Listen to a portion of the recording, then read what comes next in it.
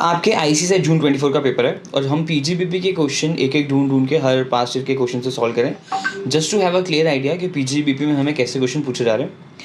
एक जो क्वेश्चन है, ये क्वेश्चन नंबर 2 का सी है जून 24 के पेपर का। Following are the details provided for two individuals, Umesh and Suresh, for the previous year 23-24।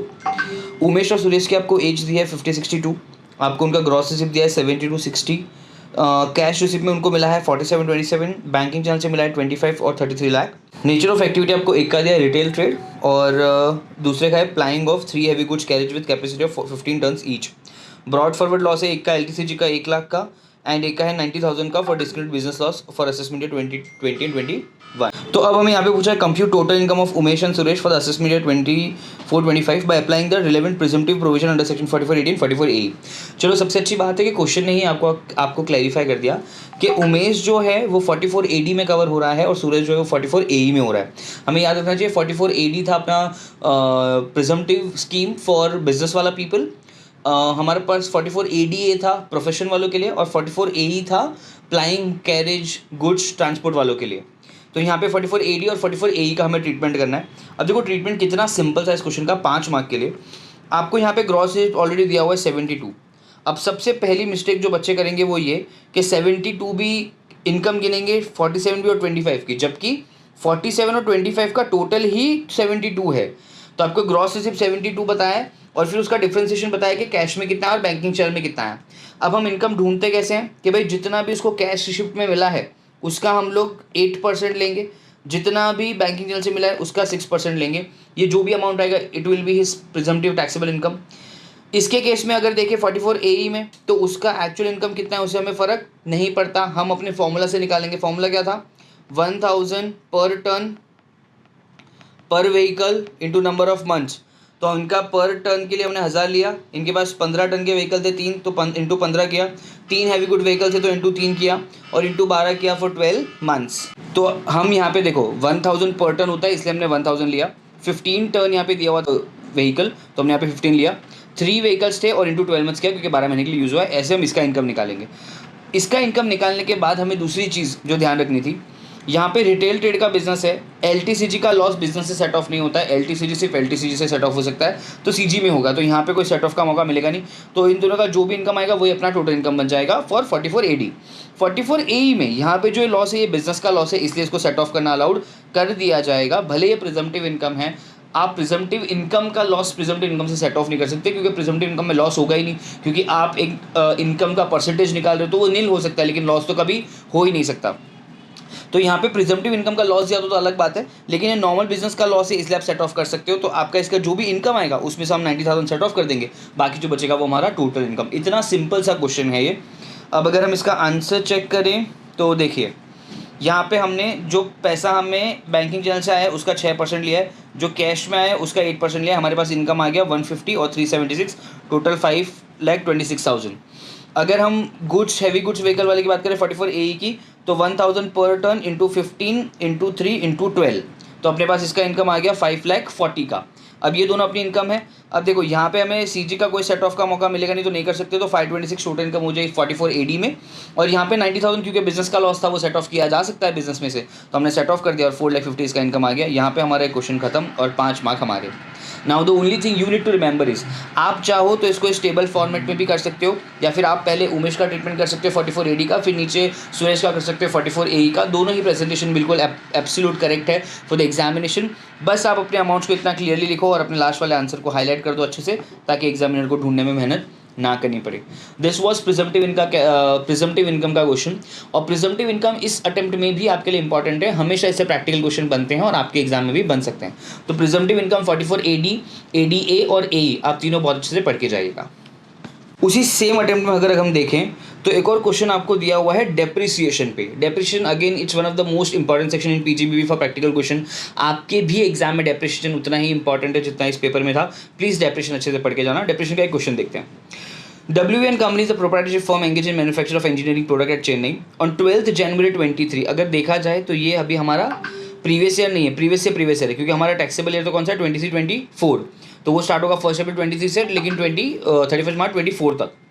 It had purchased a new machinery for 10 lakh which was immediately put to use.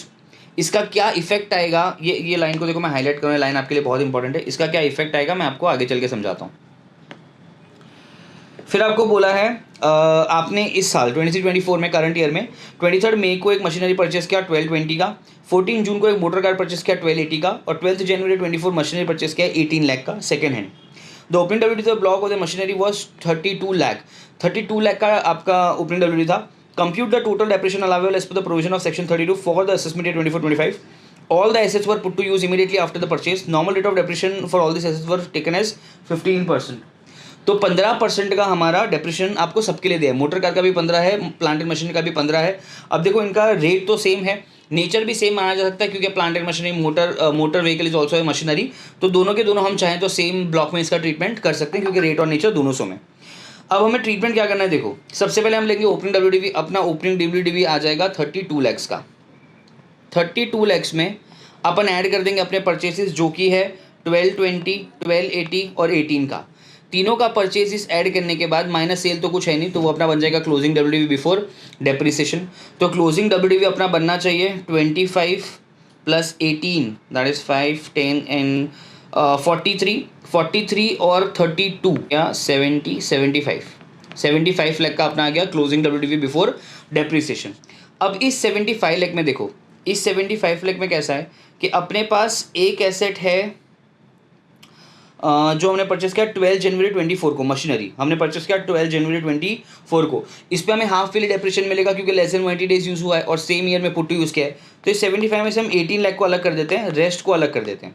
18 lakh पे हमें 7.5 का depreciation मिलेगा और rest वाले पे हमें पूरे 15% का डेप्रिसिएशन मिलेगा।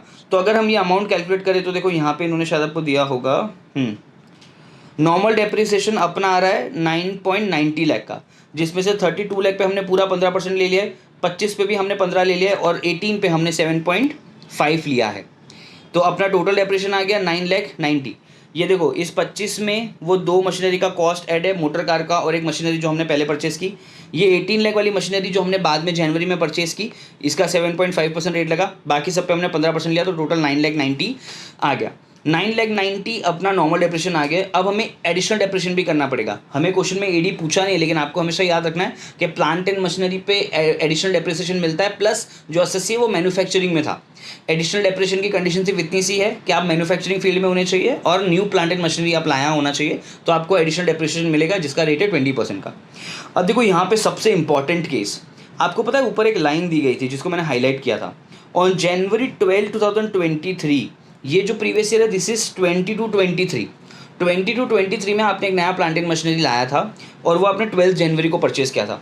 अब क्योंकि आपने उसको 12 जनवरी को परचेस किया होगा तो उस पर आपको नॉर्मल डेप्रिसिएशन मिला होगा, वो आपने क्लेम किया होगा 7.5% के रेट से, प्लस आपको एडिशनल डेप्रिसिएशन मिला होगा। लेकिन एडिशनल डेप्रिसिएशन भी उस साल कितना मिला होगा, हाफ ईयरली, क्योंकि आपने इसको लेस देन 20 डेज यूज़ किया। तो 10% का एडिशनल डेप्रिसिएशन आपको तब मिला होगा और बाकी का 10% आपको इस साल मिलेगा। तो हमें एडी में इस साल इस वाली मशीनरी का भी 10% का वैल्यू ऐड करना पड़ेगा। तो 10 लाख इसकी कीमत थी और 10% इस पर आ जाएगा 1 लाख। तो ये 1 लाख हमें मिल गया पुरानी वाली मशीनरी का इस साल, बाकी का 10%। और इस साल जो हमने एक नई प्लांट एंड मशीनरी परचेस की है 12-20 की, उस पर 20% हमें मिल जाएगा 2,44,000। मोटर कार पे हमें मिलेगा नहीं एडिशनल डेप्रिसिएशन क्योंकि प्लांट एंड मशीनरी नहीं है। और ये जो मशीनरी थी 18 लाख वाली, ये सेकंड हैंड थी, इसलिए इस पर हमें एडिशनल डेप्रिसिएशन नहीं मिलेगा। नॉर्मल डेप्रिसिएशन ऊपर हमने ऑलरेडी कैलकुलेट कर लिया है। तो अगर आप इसका टोटल करो तो 344 का आता है एडिशनल डेप्रिसिएशन।